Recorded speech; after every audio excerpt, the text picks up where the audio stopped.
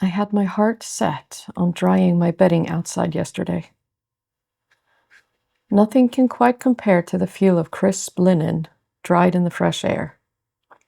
I was really looking forward to crawling into bed tonight with a book and enjoying my fresh sheets. The weather forecast predicted quite a bit of wind and almost no rain, so I stripped the bed, put the first half of the sheets into the washing machine, and made my morning coffee. When the machine was finished, I thought that the sky looked like it might rain, but I decided to hang the sheets out anyway after putting the next load into the machine. It started to rain a few minutes later, so I brought them in for a while.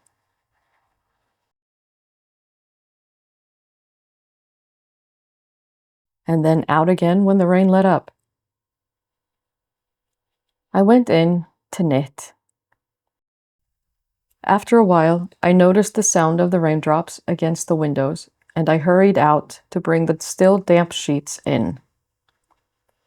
I got the rest of the sheets out of the washer and prepared to hang them out once the rain stopped. The whole day was spent hanging the sheets out and then bringing them back in. At first, it felt a bit frustrating, like I wasn't getting anywhere.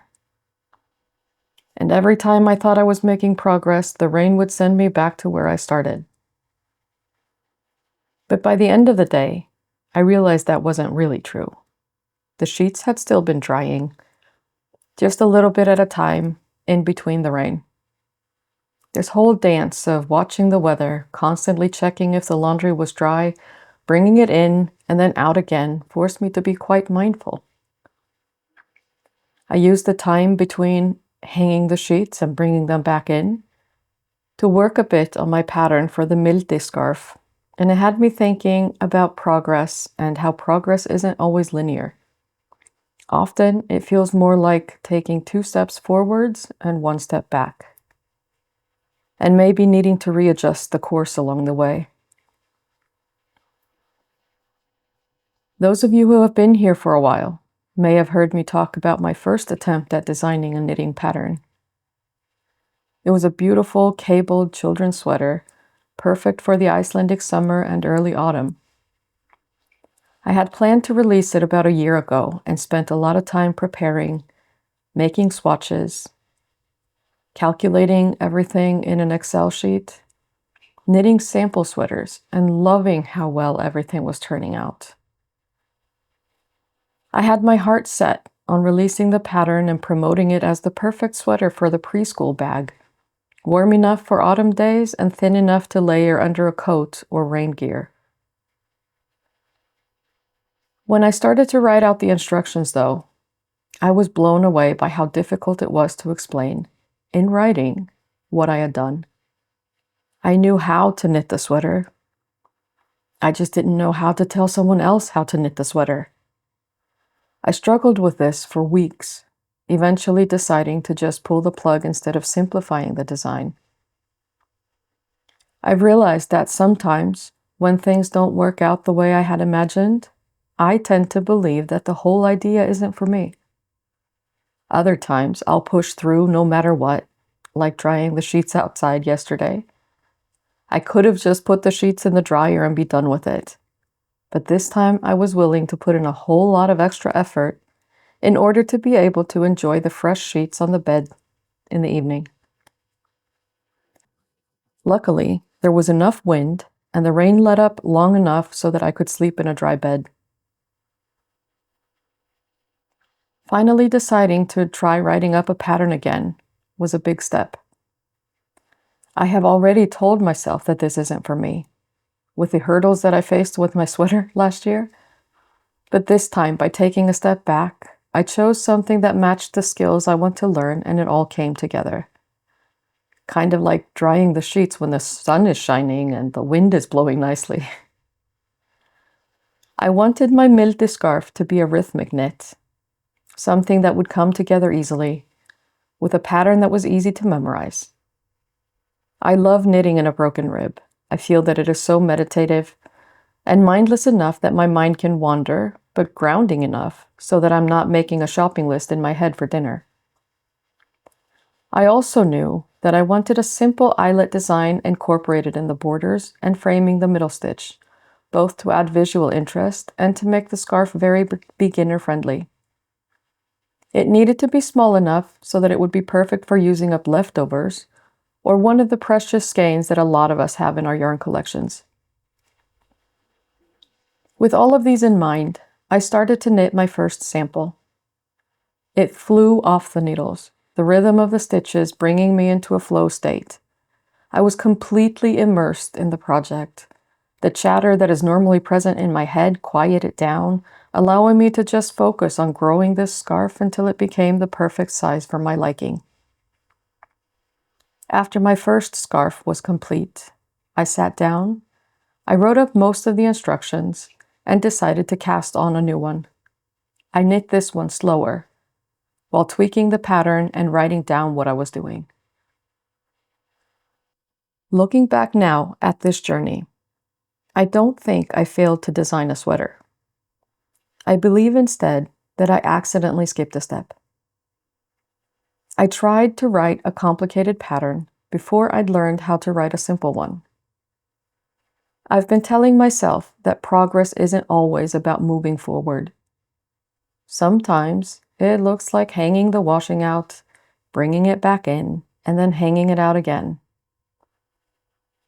It can feel like you're standing still, but if you pay close enough attention, you will notice that things are still drying, just a little bit at a time. Changing directions isn't necessarily giving up. It's just another way forward. My name is Sandra. I live in Iceland. If you're new here, welcome. And if you're returning, welcome back. I'm so happy that you've decided to join me. On this channel, I share the slow process of building a handmade wardrobe that grows and changes with me. Sometimes that means knitting something new, and sometimes it means sewing, mending, or even unraveling. I used to think that every finished project was exactly that. Finished.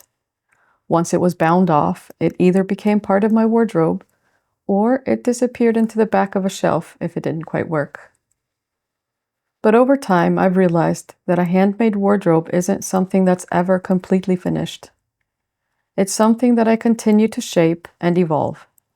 Sometimes that means knitting a new sweater, or sometimes changing the buttons on a cardigan, shortening a sleeve, reinforcing a worn cuff, or taking something apart so that it can become something better suited to the person I have become. This jumper has been sitting in my wardrobe for a few years now. I loved knitting it, and I still love the yarn, but every time I reached for it, something felt just a little off. It wasn't the color, it wasn't the pattern, it was simply a longer sweater than I enjoy wearing these days. Recently, instead of asking whether something deserves a place in my wardrobe exactly as it is, I've started asking what it might need to become something I truly enjoy wearing. And that small shift has changed the way I think about making things. Because creating a handmade wardrobe isn't just about adding more. It's also about paying attention, learning what works, understanding my own style, giving myself permission to change my mind, and recognizing that sometimes the things worth keeping are also worth changing. So that's exactly what we're doing now. I'm threading a needle through the stitches, taking a deep breath, and unraveling some rows of knitting. Not because the sweater wasn't good enough, but because I think it deserves another chance. I've come to believe that sometimes making something last means making it work for where I am today. And perhaps that's true for more than just the clothes we make. So, if you enjoy knitting, quiet mornings, thoughtful conversations, and finding beauty in ordinary days, I hope you'll feel at home here. Welcome to this podcast part of the episode. Thank you for staying through the introduction and staying for the podcast. I truly appreciate you being here. I'm always just so grateful for the people who watch my videos and for giving me their time. Thank you for staying. So to start off, I'm going to share what I'm wearing. You've seen this dress many times. It's my foundation dress which is a pattern by Thread and Sprout. And it's made with a stone-washed linen from Matchy Matchy Sewing Club. I love this pattern. I love this dress. I think I've said it before that sometimes I feel like I just don't want to take it off ever. It feels so much like me. So yeah, I love this dress. I'm also wearing my Sole summer top that I knit back in May. This is a pattern by Hula, which is an Icelandic designer. The yarn is Coast from Holstgar, held double, and it's knit on 3.25 millimeter needles, which is US 3. And it was actually something that took quite a while to knit. I was surprised by how long it took to knit, but I love wearing it and I wear it a lot. Like, it's such a good layering piece to keep me warm. You've heard me complain about the weather, so I'm not doing that again today. I'm also wearing my Felix cardigan by Amy Christoffers. I finished this a few weeks ago and it's been on constant rotation. It's keeping me warm without making me hot. It's knit from Fluffy, a yarn base from Garnigangi in the color Thuva. And it's knit on, I believe, 6 millimeter needles. Let's see if I can find it here in my older notes. Yep, 6 millimeter needles, which is US 10. Yeah, I like it. I don't have a lot to say. Maybe I do have something to say. I feel like the neck opening is a bit wide. I probably should have just picked up less stitches than the pattern said to remedy that. So if I do make it again, I think I will try to make the neck line a bit smaller. I'm also wearing my Mildi scarf, which is the first one that I knit. So this is my original prototype of the design. It's knit in Malabrigo Mechita in the color Dried Oranges, or Dried Orange, either one or the other. And it's knit with 3.5 millimeter US 4 needles. And I've been wearing this almost daily. I'm rotating one of these pretty much every day. And I'm also wearing some knit socks, but I don't think you can see them on the screen. Maybe you can. I'm wearing some knit socks with that are knit up with yarn from, it's either yarn from Hex Hex Dye Works or yarn from Vasnes Yarn. I'm not sure which. And it's just a plain vanilla sock. I usually don't use a pattern for them. I just cast on 64 stitches for the cuff, and then I knit until I get down to the heel, put in a waste yarn for an afterthought heel, and then just keep knitting until I get to the toe. Very basic, very easy sock. I knit my sock, I prefer knitting my socks on 1.5 millimeter needles because it gives me a more dense fabric, which in my opinion means that they don't wear out as quickly. And since I wear hand knit socks probably 355 days a year, having them last is something that matters to me. I don't want to go through all the trouble of knitting socks and then having them wear out in a week. So yeah, enough about socks. I do have some finished objects, and as you know, I repeat myself in every podcast that knitting is a slow craft and that it's not meant to be quick. So having 4 finished objects is maybe doesn't really resonate with everything else that I say. But I do have 4 finished objects this time. I have this Mildi scarf that I was knitting out of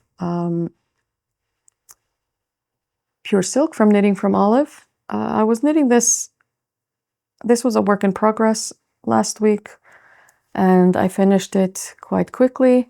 I was a little bit worried about how it felt and that it felt so loose when I was knitting it, but then after blocking it, really blocked beautifully, and the drape is gorgeous. So if you see like how this compares to this, it's the same pattern and the same needle size, it's just a different yarn.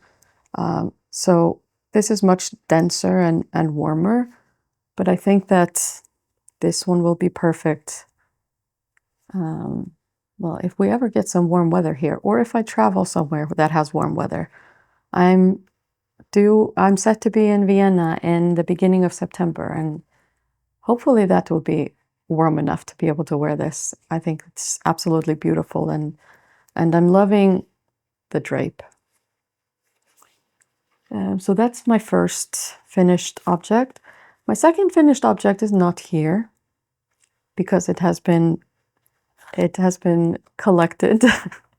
If you remember, my granddaughter Victoria, who was 3, asked me the other day if I had a summer hat for her, and I didn't have a summer hat. And she was so surprised and a bit offended that it was already summer vacation and I didn't have a summer hat ready for her. So I cast on a Musselburgh hat by Isolde Teague, and I called it a summer hat. It was knit out of La Holla. Thank you for those of you that wrote it in my comments that I pronounced it wrong. So La Holla from Ba Yarns. So that's the main color was from this yarn. It was knit on 3.25 millimeter needles, which is US 3. And for those of you who know what the Musselburgh hat looks like, I made the outside and the inside different colors. So basically it's just a long tube that you make, and then you fold it together, and then you fold a brim. So the outside, or like one side, is the La Holla from Ba Yarns, and then on the other side I made just a very plain purple fold over brim from Filcolana Arwetta, which is the same yarn that I was using for the teething bib that I showed you last time. And then I had some leftovers from an Icelandic dyer called Today I Feel, and I had some leftovers of their merino singles that I used for another summer hat last year for Victoria. So she was so happy with her hat that she took it home. She did not want to leave it here so I could show it to you. So I have a picture of her wearing her hat, and you will have seen it on the screen already. But she was ecstatic. And then I have one more. I had a short work trip last week where I was accompanying a group of young people who were traveling by themselves to Iceland through a program called Discover EU, which is a great program for anyone who is a citizen in any of the EU countries, and you have someone who is 18 this year around you. I would definitely recommend looking into this. So basically it's a raffle that people who are 18 can participate in, And if you win, you can win a month-long Interrail pass to travel through Europe. And one of the, you can also apply to get a flight ticket to Iceland, because we are part of the program, but we are not, of course, connected by rail to anyone. So these young people that I was traveling with last week were traveling through Discover EU. And it was a whole day event where I spent a lot of time on a bus while they were looking at places. And so I brought with me a very simple project to knit on, something that I didn't really have to think about, and something that I, quite frankly, expected to take more time. But I brought the yarn that was left over from my vest, my Morip vest. So it's Organic DK by Thelma Steinman. And I cast on for the pattern of Frosthúfa by Amaloppa, who is another Icelandic designer. And I expected this to take more time, so I almost finished this on the trip. And if I would have thought to bring a tapestry needle and a longer cord for my needles, then I would have finished this on the trip. It was actually quite rainy, and yeah, so I enjoyed just sitting on the bus and knitting. So I have this beautiful warm hat that reminds me of that trip, and the bravery. I don't know about you, but when I was 18, I don't think I would have had the courage to travel by myself to a different country, either by flight or by rail. And I think it's so brave to get to meet with these 18-year-olds who are chasing their dreams and trying new things. And yeah, I think it's inspiring.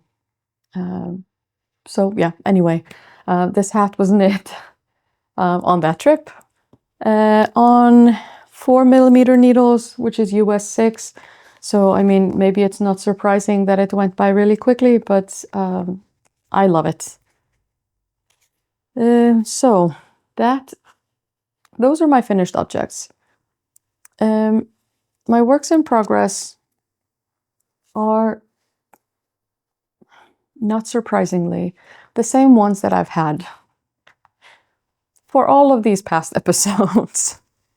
You've heard me talk about this many times, but that's just the way knitting is, I think. So I have my year-long blankets. I've talked about this in many episodes, so if you're interested in knowing more, you can go and rewatch some of those. Yeah, I've knit some rows of this beautiful blue with my morning coffee, and it's growing. I have it, like, I can sit with it in my lap, and it feels like a blanket now when I'm knitting it, which is good. So yeah, easy, cozy, nice thing to knit with my morning coffee as I have conversations with my husband. Other things that I have on my needles are this pink fluffy cloud sweater. I did make some progress on this. I finished the body. I think I've knit like maybe this much since the last time I showed you this. So I finished the body and bound that off yesterday as I was watching the World Cup, England and somebody? Huh. France. England and France? I found this off during that game. As you can see, I was not paying much attention. But I have the sleeves left, and I think that will knit up quickly enough once I pick it up and knit on that. And then, as I've mentioned before, I'm going to be picking up the stitches here inside of the neckline to make a bit of like a turtleneck. I have done this with another sweater for Victoria and she really liked it. It keeps the neck warm without making the sweater very warm. And I'm just going to use this same yarn that I used on her other sweater that I knit a collar for. This is West Yorkshire Spinners Exquisite in lace weight. It's 80% Falkland wool and 20% mulberry silk. And I've had this for a while. I have used it both as like a, what do you call, like a thread to hold with some other yarn instead of silk mohair, for example, because she finds that sometimes itchy. So I've used this instead of that, instead of silk mohair. So yeah, maybe on my next episode, this will be finished. We will see. And then I have my beautiful Veronica tea that has just been sitting in my basket and not been picked up at all since the last time I showed it to you. No reason other than that I've just been knitting on other things. So here it is, no progress made, but it's still a work in progress. Yep. The other thing that I am working on is this jumper here. You saw it in the introduction of this podcast. It's a jumper that I made. I actually test knit this in 2021. And I really love the pattern. It's beautiful. It's delicate. The colors suit me. I mean, green is great for me. And it's just been sitting on the shelf for a while. Because when I knit it, I wanted it to be long so that I could just wear leggings when I go out for a walk and it would cover my stomach and my butt. But now that, you know, I'm not wearing this for those kinds of walks, I really wanted this to be shorter. So it's been a bit of a, I've been going back and forth whether I wanted to unravel it and just unravel the whole thing and knit something else, or whether I wanted to just unravel so that I could make it shorter. And I decided to just unravel enough so that I could make this shorter. And I'm hoping that that will mean that it gets its place back in my wardrobe, because I used to use this a lot. I used it a lot when I was at the university. We had some classes that were taught outside, and I wore this a lot in those kinds of classes. So classes that we had to be outside in all kinds of weather, this was the perfect jumper for that. And it reminds me of that time when I was just exploring and learning and really just enjoying doing new things. So I decided to just unravel the bottom and knit a new, it's not called a cuff, it's called a cuff on the sweater, on the sleeves. Maybe it's called a cuff. Like this bottom part. Ribbing. Ribbing? It's called ribbing. So I decided to just knit a new ribbing. And I'm enjoying that quite a bit. I'm excited to have this back in my wardrobe. It's a pattern by Saskia & Co. And the yarn that I chose was Biche and Boucher La Petite Lamb's Wool and La Petite Silk Mohair. And it's a blend that I really like wearing. It's warm without being hot, and it's a really, really nice blend. It was available in the yarn store that was local to me. So I've actually knit quite a bit with this wool, and I really, really like it. It's soft and it's soft, but it still feels rustic. So it's not like a merino type of wool or anything like that, but it's yeah, it's comfortable and it's nice to wear. So yeah, what else to say about this? The ribbing is knit in 3.5 millimeter needles. I had to look that up. So luckily I had made a project on Ravelry for this and could easily find what size needles I used. I don't think I would have unraveled it if I wouldn't have been able to find what needle size or something that I had been using. So yeah, that's what I'm wearing, what I've made, what I am making. Some updates about Mildi, the scarf that I am hoping to publish.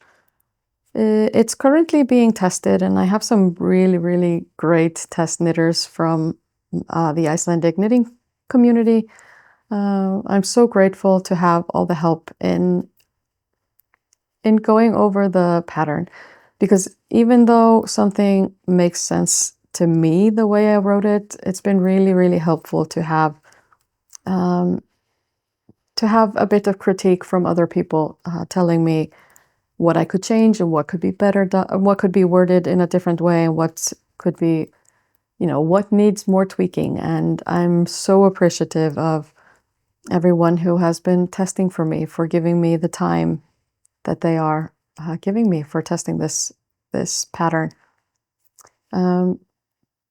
It's so humbling to have so much support and to genuinely feel that people want me to succeed.